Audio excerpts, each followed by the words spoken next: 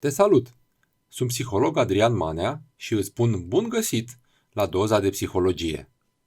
În această doză vom vorbi despre 10 credințe centrale care le aparțin în exclusivitate tuturor performerilor la vârf. Analizează-o pe fiecare cu atenție și imaginează-ți cum ar arăta lumea ta dacă ai avea aceleași convingeri și le-ai integra în viața ta chiar de astăzi. Așadar, să începem! Credința numărul 1. Forța dominantă în existența mea este gândirea în care mă angajez. Știai că ești stăpân pe situație? Da, chiar ești. Nu e nevoie decât să recunoști acest lucru, să îl accepți și să acționezi în consecință. Țelul este întotdeauna comportamentul de înaltă performanță pentru a te ajuta să obții ceea ce dorești, fără a te mulțumi doar cu ce ai acum. Dacă ceea ce îți dorești în viitor este diferit de ceea ce ai în prezent, trebuie să schimbi ceea ce ai făcut. Ca să devii un învingător, trebuie să începi prin a gândi ca un învingător. Este de la sine înțeles că dacă nu trăiești numai gânduri defetiste, toate acțiunile tale se vor finaliza cu înfrângeri. Prin urmare, dacă dorești să ai succes, trebuie să cultivi gânduri victorioase. Este nevoie să dobândești convingerile care îți dau putere ca a celor mai triumfători oameni din lume. Credința numărul 2. Sunt împuternicit să îmi creez propria realitate. Acumularea totală de date legate de tot ceea ce s-a întâmplat în viața ta reprezintă sistemul tău personal de convingeri, realitatea pe care o înțelegi și o accepți. Aceasta este, în ghilimele, programarea care a fost supusă mintea ta, voluntar sau involuntar, până în prezent. Cel care ești sau cea care ești în acest moment este cel sau cea care crede mintea ta că ești. Capacitățile tale de a rezolva o problemă, de a aduce la îndeplinire o sarcină sau de a atinge un scop concret depind toate de credințele depozitate în minte cu privire la punctele tari și slabe în fiecare din aceste domenii. Nu există nicio putere supranaturală care să-i facă pe oameni să aibă succes. Persoanele de categorie medie sunt mediocre doar în măsura în care au reprezentări mediocre care le domină realitatea subconștientă. De asemenea, persoanele de excepție sunt excepționale doar în măsura în care imaginile sau reprezentările care le domină realitatea subconștientă sunt la fel de excepționale. Ceea ce vezi în minte e ceea ce aștepți, iar ceea ce aștepți, obții. Aceasta este principala diferență dintre oamenii care ating doar rezultate mediocre în viață și cei care obțin rezultate excepționale. Credința numărul 3. Gândirea pozitivă este o trăire practică a vieții. Persoanele de categorie medie nu pun în aplicare în fiecare zi o atitudine pozitivă față de viață. Să știi că gândirea pozitivă nu e o scuză pentru a fugi de realitate. În schimb, ea ajută la crearea unei noi realități mai apropiată de comportamentul care conduce către obținerea unor înalte performanțe. De asemenea, nu permite ca acele 10% imperfecte din viața ta să îți influențeze și controleze în proporție de 100% gândirea și existența cotidiană. Dintre toate variantele care îți stau la dispoziție, aceasta este cea mai productivă și mai bogată în împliniri. Procesul gândirii pozitive este mai simplu decât realizează majoritatea oamenilor. Gândirea pozitivă implică în primul rând concentrarea atenției asupra subiectelor pozitive sau asupra laturii pozitive a unei anumite situații. Trebuie să folosești cuvinte, imagini și acțiuni pozitive pentru a te exprima. Te poți antrena pentru a gândi mai pozitiv. Poți alege subiectele cărora le acorzi atenția ta și ceea ce spui despre ele, atât ție însuți cât și altora. Poți învăța să găsești părți bune chiar și în ceea ce este rău, făcând astfel răul mai acceptabil. Credința numărul 4. Fiecare din convingerile mele este liber aleasă. Convingerile pe care le ai sunt rezultatul direct al gândirii în care te-ai angajat sau nu. Credințele sunt forțe latente, dar puternice, îngropate în adâncurile minții. Credințele tale, la rândul lor, îți creează așteptări privitoare la rezultate și la deznodăminte viitoare. Așteptările sunt forțe dinamice care lucrează în mintea ta. La rândul lor, așteptările tale îți determină atitudinea. Odată exprimată, atitudinea îți va determina comportamentul. Analizează următoarele relații dintre cauze și efecte pentru a observa cum reprezintă credințele personale însăși temelia vieții. Când îmi schimb gândirea, îmi schimb credințele. Când îmi schimb credințele, îmi schimb așteptările. Când îmi schimb așteptările, îmi schimb atitudinea. Când îmi schimb atitudinea, îmi schimb comportamentul. Când îmi schimb comportamentul, îmi schimb performanțele. Iar când îmi schimb performanțele, îmi schimb viața. Credințele tale reprezintă decizii conștiente pe care le-ai luat în trecut cu privire la tine însuți și la ceea ce te aștepți sau nu să realizezi.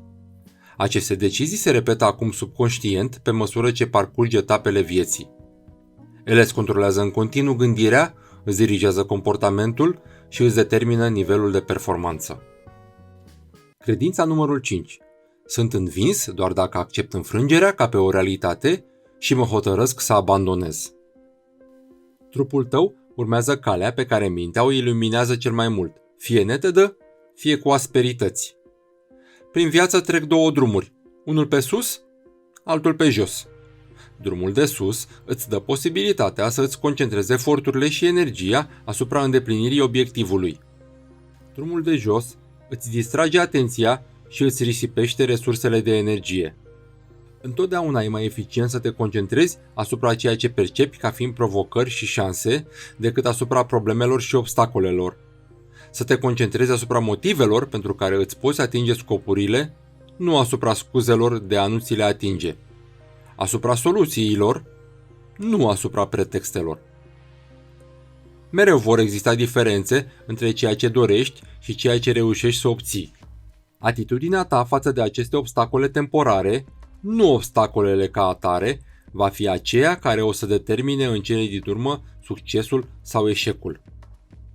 Privind prin fereastra ta spre lume, poți vedea probleme sau posibilități. Te poți afunda în adâncurile disperării și ale deznădejdii sau poți atinge culmile succesului și ale iluminării. De fapt, acestea sunt două fațete ale aceleiași monede și amândouă există din abundență. Cea pe care alegi să te concentrezi este cea pe care o vei accentua. Această formă, dacă vrei, se dezvoltă apoi în conștiința ta spre a deveni mai mare decât este în realitate, ca imagine a lumii așa cum o accepți și o faci să fie. Este modul în care mintea face ca viața ta aici pe pământ să fie un paradis sau un infern. Credința numărul 6. Pot excela în cel puțin un domeniu cheie al vieții mele. Beneficiile pe care le primești în viață nu se datorează potențialului tău, ci sunt rezultatul performanțelor tale. Trebuie să te concentrezi pe performanțe pentru a le îmbunătăți în cele din urmă. Gândește-te la unii dintre oamenii de succes pe care i-ai întâlnit, profesori, antrenori, lideri comunitari, oameni de afaceri pe care îi admiri. Nu e așa că sunt, în general, foarte încrezători în ei înșiși, entuziaști și optimiști? Dacă au atins succesul astfel, înseamnă că și tu poți face la fel. Este nevoie să percepi lumea așa cum o percepi ei și astfel vei acționa la fel cum acționează ei. Credința numărul 7. Singurele limite reale asupra rezultatelor pe care le pot dobândi în viață sunt cele pe care mi le impun singur. Oamenii își dobândesc credințele din experiențe anterioare sau, mai corect, din propria lor interpretare asupra acestor experiențe. Orice convingere particulară pe care o poți avea este mai mult o opinie subiectivă decât un fapt obiectiv. Numai prin reevaluarea critică a credințelor de lungă durată poți să ți le schimbi și să mergi înainte. Iar acest lucru implică obligatoriu o gândire profundă și concentrată. Pasul înainte se produce atunci când realizezi că sistemul de credințe pe care îl ai acum este în general nedemn de încredere, deoarece se bazează pe informații care adeseori sunt inexacte, insuficiente sau lipsite de rațiune. Puțini oameni știu cu adevărat foarte multe lucruri despre orice subiect, mai ales când e vorba de talentele și capacitățile noastre esențiale, care rare ori au fost testate corect și complet. Credința numărul 8. Nu poate exista niciun mare succes fără un mare devotament. Obținerea, studierea, asimilarea și aplicarea tuturor informațiilor despre tehnicile de auto-îmbunătățire sunt pur și simplu sarcini prea împovărătoare pentru persoanele de categorie medie. Foarte puțini oameni își pot permite luxul de a-și sacrifica câțiva ani din viață pentru a duce la îndeplinire toate aceste activități. Majoritatea oamenilor sunt prea preocupați de programele lor zilnice ca să aibă timp și pentru un angajament major față de evoluția personală și dezvoltarea profesională. Ei nu realizează că există un anumit proces de atingere a succesului. Acest proces necesită ani de studiu și eforturi serioase, la fel ca procesul necesar pentru a deveni specialist într-un anumit domeniu. În schimb, ei continuă să acționeze în stilul lor familiar, stagnant, încercând să mai supraviețuiască măcar încă o zi. Credința numărul 9. Învingătorii sunt făcuți, nu născuți.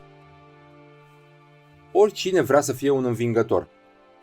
Nimeni nu cred că ar putea nega adevărul acestei afirmații. În adâncul sufletului, fiecare om vrea să aibă succes, să învingă în viață. Mulți consideră că sunt demni de asta și o merită. În același timp, alții sunt nedumeriți și dezamăgiți că succesul i-a ocolit până acum. Gândirea învingătorului a fost practicată de foarte mult timp de către unii dintre cei mai de succes oameni care au trăit vreodată. Trebuie să faci încercări serioase de a învăța din înțelepciunea acumulată cu greu de către alți oameni de succes care au trăit înaintea ta, fără să te limitezi la a învăța doar din propriile greșeli. În acest mod, vei progresa mult mai repede, ajungând mult mai departe. În fond, timpul este bunul care ne lipsește cel mai mult. Învingătorii cred cu adevărat că sunt stăpâni pe viața lor și sunt dispuși să-și asume deplina răspundere pentru comportamentul lor și consecințele asociate. Următoarele afirmații demonstrează anumite trăsături mentale caracteristice tuturor marilor învingători. Ascultă-le, te rog, cu atenție. Da, ceea ce va fi, va fi, dar în loc să nu fac nimic, am de gând să fac ceva. Da, cred că soarta mea stă în mâinile mele și că dacă e să se întâmple, totul depinde numai de mine. Da, norocul poate juca un rol în viața mea, dar numai în măsura în care fac să se întâmple ceea ce am hotărât eu că se va întâmpla. Credința numărul 10. Cunoaște-te pe tine însuți. Cel mai mare mister din lume se referă la natura umană. Știm să controlăm și să gestionăm multe aspecte ale mediului nostru ambiant. Totuși, un lucru continuă să ne scape. Încă nu am devenit stăpâni pe propria noastră gândire și pe viețile noastre. Puneți următoarele întrebări esențiale. Mă cunosc în mod corespunzător pe mine însumi? Înțeleg cu adevărat modul în care gândesc și motivul pentru care mă comport așa cum o fac? Am eu capacitatea de a aprecia pe deplin potențialul pe care îl am, adevărata putere a minții mele?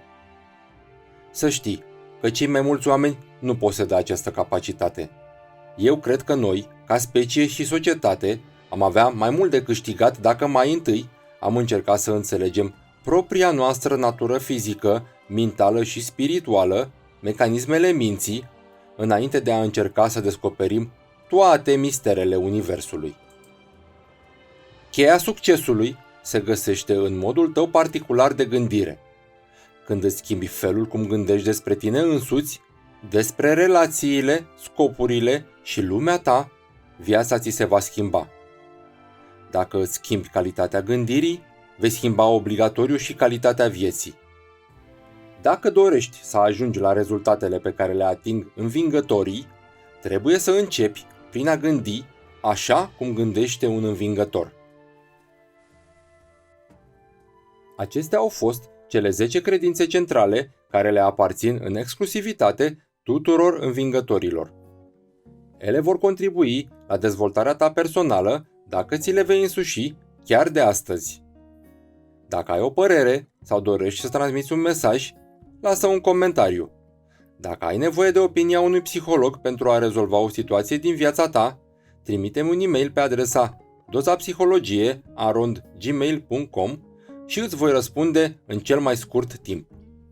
Asigură-te că te abonezi ca să fii la curent cu cele mai folositoare informații din sfera psihologiei și a dezvoltării personale. Îți mulțumesc că ți-ai luat și astăzi doza de psihologie.